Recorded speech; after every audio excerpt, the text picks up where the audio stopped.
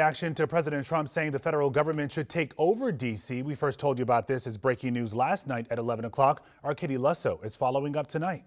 So far, we've heard from the president, we've heard from the mayor, but tonight we wanted to hear from you.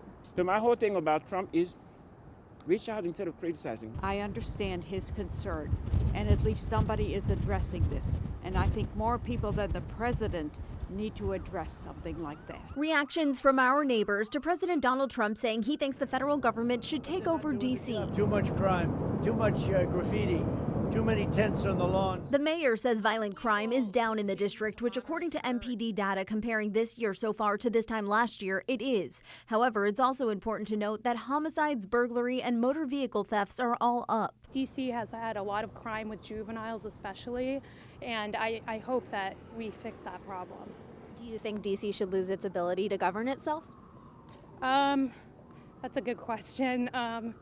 I do see that it's very important for DC to kind of govern itself, but at the same time, what's being done is not working. Well, that doesn't make sense to me, because isn't it like any other city has their own mayor? And so that, I don't know about that. It would have to be talked about, considered from many angles, and every voice has to be heard. Is there a problem with crime? Yes.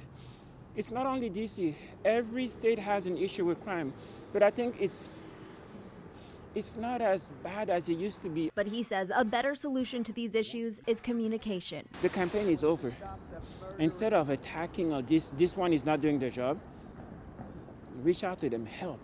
That's what it's all about, help. Now, keep in mind, just a few weeks ago, the Bowser Act, which is a bill that would essentially allow the federal government to take over D.C., was introduced. It's still in the early stages, but you can read more about it on WUSA9.com. In Northwest D.C., I'm Katie Lusso, WUSA 9.